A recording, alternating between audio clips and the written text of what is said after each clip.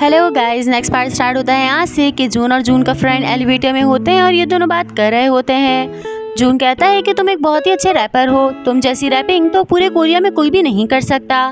ये सुनकर वो बहुत ज़्यादा खुश हो जाता है और अपनी शर्ट उतार कर कहता है कि चलो मैं तुम्हें अपने मसल्स दिखाता हूँ। ये यहाँ पर शो ऑफ कर रहा होता है कि इतने में लिफ्ट ऑन होती है और यहाँ पर एक के-पॉप बैंड ऐड होता है जिसका नाम है मॉन्स्टा एक्स। वो सभी इसकी तरफ देख रहे होते हैं और इसे इस तरह से देखकर काफ़ी ज़्यादा शॉक्ड हो जाते हैं। खैर फिर एलिवेटर में आ जाते हैं और बिना बात किए ऊपर जाने लगते हैं। ये भी उन लोगों को देख रहा होता है और अपनी इस हरकत से ये खुद भी बहुत ज़्यादा एम्बैरेस हो जाता है। गाइज, मुझे तो मॉन्स्टा एक्स में से मिनहॉक पसंद है। आपको कौन सा के-पॉप आइडल पसंद है मुझे कमेंट सेक्शन में ज़रूर बताइएगा।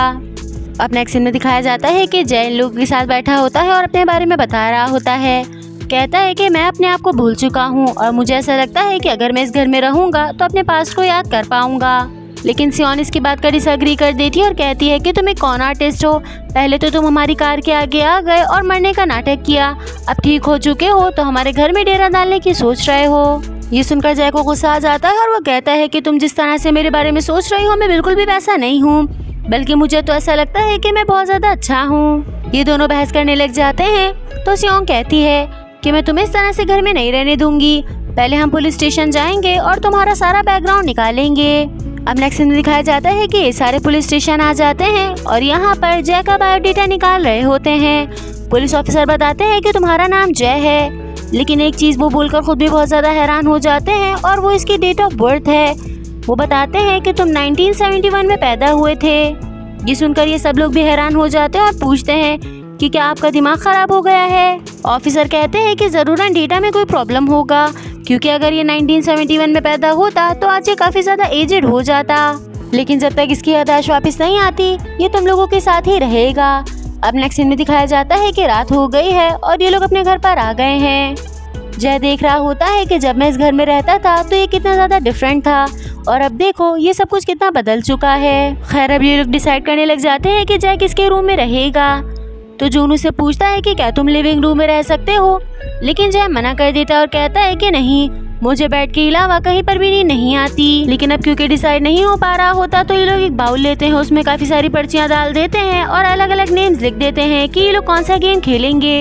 अब इन्हें गेम पिक करने के लिए एक रेफरी की जरूरत होती है। इतने में बाहर एक डिलीवरी मैन आता है तो ये उसी को रेफरी बना लेते हैं। वो गेम पिक करता है और फिंगर फ्लिक गेम आता है। सबसे पहले जून की बारी होती है कि वो सियोंग के सर पे फिंगर फ्लिक करेगा, लेकिन वो इतना ज़्यादा नर्वस हो जाता है कि वो फिंगर फ्लिक नहीं कर पाता और वो ऐसा जानबूझकर करता है।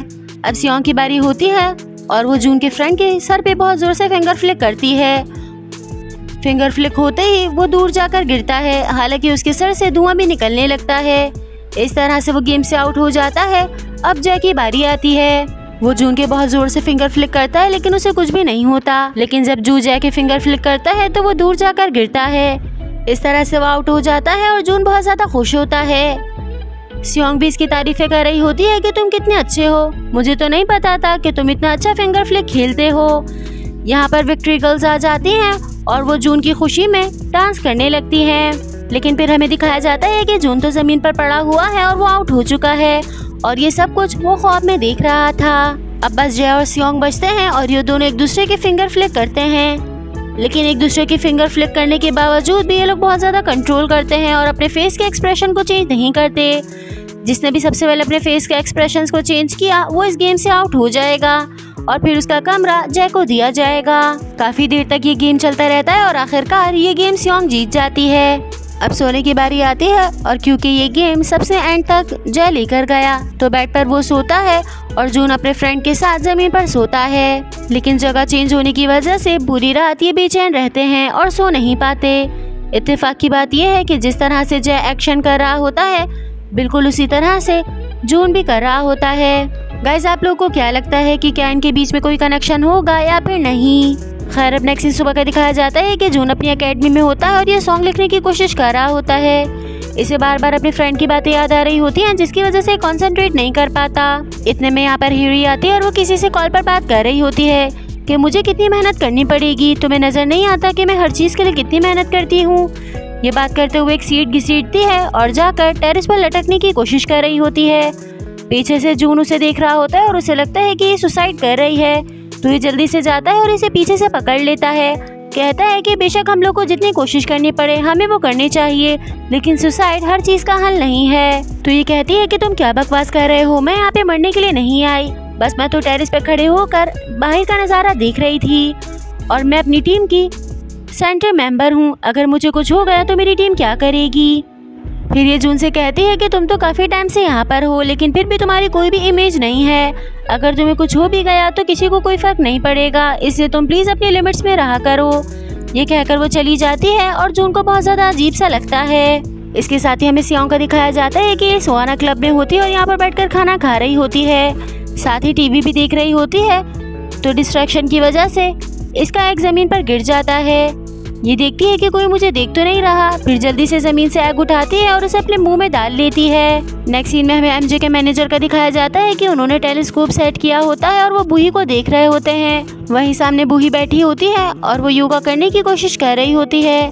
अचानक से उसके पेट में दर्द होता है तो वो भागते हुए यहाँ से चली जाती है। इतने में पीछे से जे आता है और उसे सॉन्ग्स की आवाज़ आने लगती है।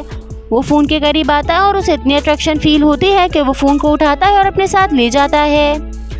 ये उसे देख रहे होते हैं और इसे देखकर वो एकदम शॉक्ड हो जाते हैं, इतना ज़्यादा डर जाते हैं कि बिल्कुल पीछे जाकर गिरते हैं। सोचते हैं कि जय यहाँ पर क्या कर रहा है, वो तो इतने टाइम पहले मर गया था। लेकिन फिर जब वापस आकर देखते हैं और कंफर्म करने की कोशिश करते हैं तो जय वहाँ पर नहीं होता। इन्हें ऐसा लगता है कि शायद ये मेरा वहम था। वहीं जय बूही का फ़ोन यूज़ करने की कोशिश कर रहा होता है, लेकिन इसे यूज़ करना नहीं आता। बटन दबने की वजह से इसकी काफ़ी सारी पिक्चर्स मोबाइल में क्लिक हो जाती हैं, हालांकि इसे पता भी नहीं चलता। पीछे से कोई आने लगता है तो ये जल्दी से फ़ोन यहाँ पे रखता है और अंदर भाग जाता है। बूही बाहर आती है और अपना फ़ोन उठाकर यहाँ से ले जाती है। अब नेक्स्ट सीन एकेडमी का दिखाया जाता है कि यहाँ पर सारे लड़के प्रैक्टिस कर रहे होते हैं, लेकिन जून की परफॉर्मेंस में परफेक्शन नहीं आ रही होती। इसके कोच बार बार इसे प्रैक्टिस करने का कह रहे होते हैं और ये लगातार प्रैक्टिस करता रहता है। काफ़ी ज़्यादा रात हो जाती है और सब लोग यहाँ से चले जाते हैं। ये बाहर निकल कर आने लगता है तो देखता है कि हेरी अपने गले में कपड़ा बांध रही है और शायद वो सुसाइड करने की कोशिश कर रही है। ये जल्दी से जाता है और उसकी टांगें पकड़ लेता है। कहता है कि मैंने तुम्हें पहले भी बताया था कि सुसाइड करने से कोई भी प्रॉब्लम सॉल्व नहीं होगी। वो अपने हाथ छुड़वाती है और कहती है कि तुम क्या अंधे हो गए हो, तुम्हें नज़र नहीं आ रहा कि मैं स्ट्रेचिंग कर रही हूँ। वैसे भी ये फीमेल रूम है, तुम यहाँ पर क्यों आए हो, चलो अब यहाँ से दफ़ा हो जाओ। जून कहता है कि तुम मुझसे इस तरह से बात नहीं कर सकती, मैं तुम्हारा सीनियर हूँ। ये कहती है शट अप, अब जल्दी से निकल जाओ। साथ ही जय का दिखाया जाता है कि उसे काफ़ी ज़्यादा भूख लग रही होती है तो वो घर में कुछ ना कुछ ढूंढने लगता है। इसे कुछ भी नहीं मिलता, लेकिन सामने एक पिगी बैग रखा हुआ नज़र आता है। ये अपने दिल में सोचता है कि मैं बहुत अच्छा हूँ, मुझे चोरी नहीं करनी चाहिए। लेकिन फिर कुछ देर बाद का दिखाया जाता है कि पिगी बैग टूटा हुआ पड़ा है और इसे उसमें से पैसे निकाल लिए हैं। सामने एक मैगजीन रखी होती है तो ये उसके हिसाब से अपनी ड्रेसिंग कर लेता है। वहीं बूही अपने रूम में बैठकर स्किन केयर कर रही होती है और अपने आप को शीशे में देखकर कहती है कि मेरी स्किन कितनी फ्लॉलेस हो गई है, चलो मैं पिक्चर्स क्लिक करती हूँ। अपना सेल उठाती है और अपनी बहुत सारी पिक्चर्स क्लिक करती है। फिर पिक्चर्स को चेक करने लग जाती है तो अचानक से देखती है कि इसमें एक हिली हुई पिक्चर है जो कि दिखने में बिल्कुल जय की लग रही है। ये जैसे ये पिक्चर देखती है बहुत ज़्यादा शॉक्ड हो जाती है, हालांकि इसके हाथ से फ़ोन भी गिर जाता है। गाइस, आप लोगों को क्या लगता है कि जब इन लोगों को पता चलेगा कि जय जिंदा है तो इनका रिएक्शन क्या होगा? साथ ही जब जून और सीही को ये पता चलेगा कि जय एक बहुत ही बड़ा सिंगर और डांसर था तो उन लोगों का क्या होगा? ये सब कुछ आपको पता चलेगा नेक्स्ट पार्ट में। जब तक के लिए स्टे ट्यून, अपना बहुत सारा ख्याल रखिएगा। Bye bye and thank you so much for watching.